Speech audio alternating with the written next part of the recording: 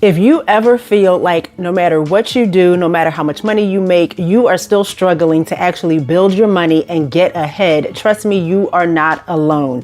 And most times it's not even about how much you earn, it's about the habits you have that are keeping you stuck.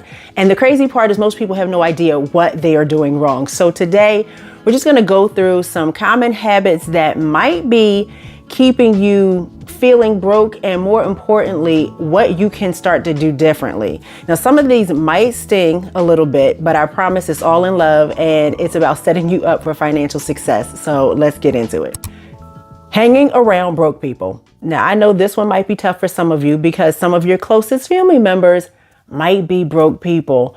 Can't do anything about that. But when I say hanging around broke people, I'm not really talking about your closest family members. We're talking about your closest friends.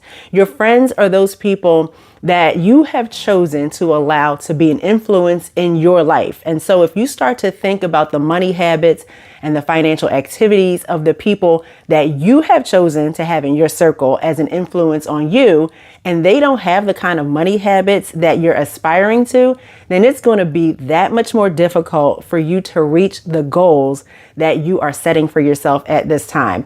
Research shows that people tend to adopt the financial habits of their closest friends. So if your friends are big spenders, you're more likely to overspend. If your friends are financially savvy, they're more likely to encourage you to have better money management. And this doesn't mean that you have to just cut your friends off, but it does mean that you have to be really selective or intentional about the activities you do with those friends to help make sure that you're staying focused on where you're headed. And then start to keep an ear out for people in your frequented spaces that sound like they have some financial wisdom. It could be at your job, at church, at your kids' daycare. If you hear people talking about saving up to buy a house or saying that they're on a journey to being debt-free, join in the conversation and then sign up for some free finance workshops at the library and just start making connections with new people. Again, you can keep your old friends that you know are really good friends because they're your friends. What are you going to do?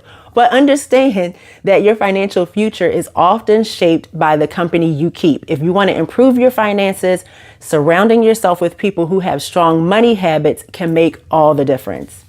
Another habit that keeps people kind of in that broke space is borrowing money for things that you can save up for or for things that you don't need at all. And in the Bible, there's a proverb that says, the rich rule over the poor and the borrower is slave to the lender. When you borrow money, you place yourself in a position of dependence on the lender, and it just stifles your financial freedom. Every time you get money, the money you get doesn't even belong to you because it belongs to whoever you have to pay back. You can't even get excited about your income tax refund because you know that as soon as you get it, you have to apply it to some debt for something that was already obtained instead of being able to focus on something new.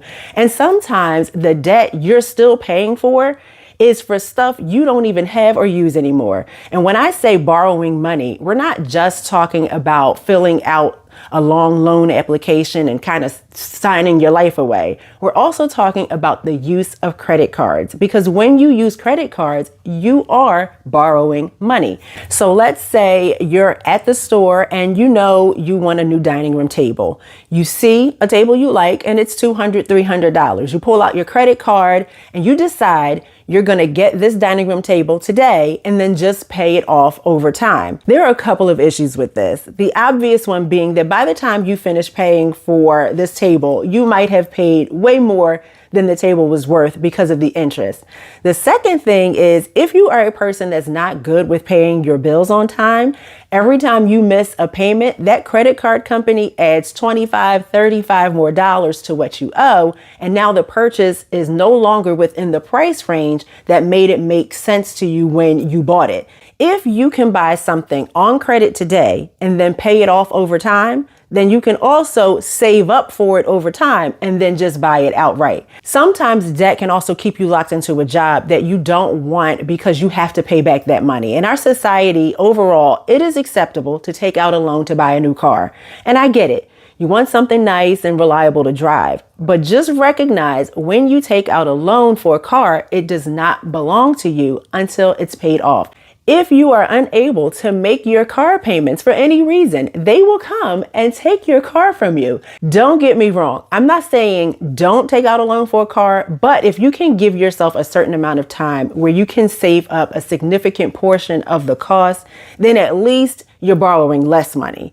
And that's going to make a huge difference in the long run. Now, for those smaller things like furniture, upgrades to household appliances, clothes, shoes, electronics, borrowing money for those things should be avoided, because anything really worth having is also worth saving up for. And then when you bring the stuff home and say, oh, look what I got, it'll actually be yours, no debt attached. Spending your money down to zero or not living below your means. If every time you get paid, you keep spending your money until you have nothing left in the bank, then you are living at your means, meaning you are constantly using up all of your resources. And the key is to live below your means. And this means that you will still have resources at the point that you are adding more resources or getting paid.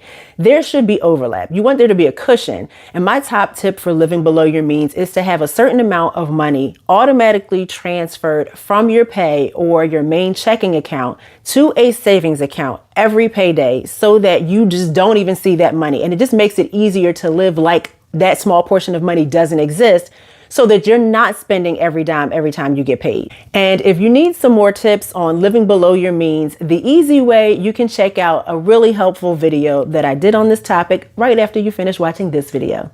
Having only one source of income. There's a saying, don't put all your eggs in one basket. The idea is that if one basket drops and those eggs break, you still have a basket of usable eggs available to you. And the same goes for income.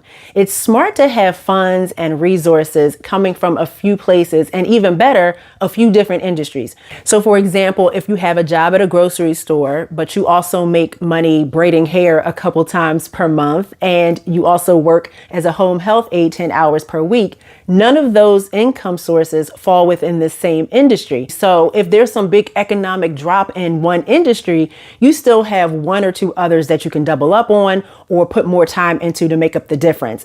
The wisest way to have multiple income streams is to have one or two that you have to work, but then also have one or two that work for you. And this leads me to habit number 5 that might be keeping some people broke. And that is keeping all of your money in a traditional bank or being afraid to invest it. And I get it. When we think of investing, we think of buying shares of a company and then having the stock market crash and taking all of our money with it. But that is not the only way to invest, and not all investments are high risk. There are a variety of ways to have your money working for you, and it could be a retirement savings like a 401k or 403b if you work for a nonprofit. And some employers even offer those as part of your employment package and will match a portion of the funds that you put in. Meaning if you put in $100 per pay, your employer might match half of that and add $50 to your retirement savings on your behalf every pay. Now, let me tell you something. If your employer offers this kind of 401k or 403b and you decide to pass on it because you don't want the extra money being deducted from your check to fund the account, you are leaving free money on the table. Now, maybe your job doesn't offer anything like that. You would do well to begin to research some short-term and long-term investment options where you can put in a small amount of money with no fees or a minimum number of fees that will begin to get you some sort of a return.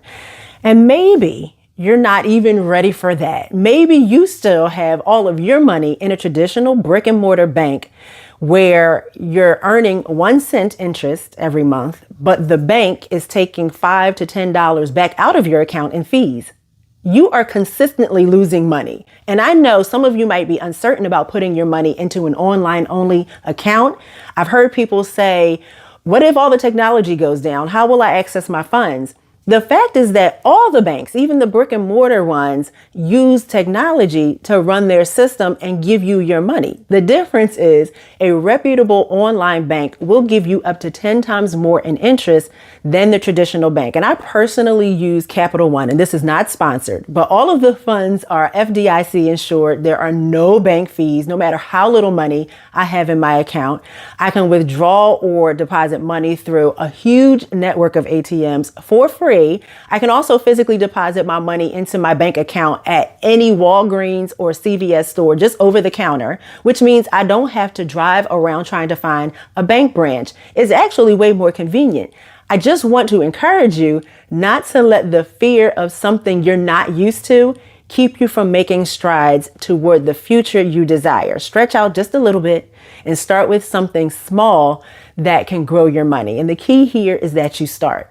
Next is not having a financial plan. And I'm not talking about something elaborate where you have to sit with an accountant and work it all out. But if your only financial plan is that you're going to play the lottery and get rich, then you are in trouble. A true plan includes actionable steps and achievable timelines. If somebody asks you what your financial plan is and you say, I'm going to pay off my debt and buy a house, that's a good idea. It's a wonderful goal, but it is not a plan. Paying off debt is a process, and you need to know what steps you have to take on a regular basis to get that debt paid off and have a time frame for achieving the goal. If you don't at least have a when for your what, you don't have a plan. Now, maybe you're not sure where to begin or even what things you need to consider when it comes to putting together just a basic plan for your finances. You can check out this video right here to learn about a simple, easy to remember method that you can use to get you started. If this video was helpful in any way, please be sure to give it a thumbs up, share it with someone else that might find it useful. Let me know in the comments anything that stood out to you that you feel like was really relatable for you. Then subscribe to the channel for more frugal living tips, and I will see you in the next video. Bye.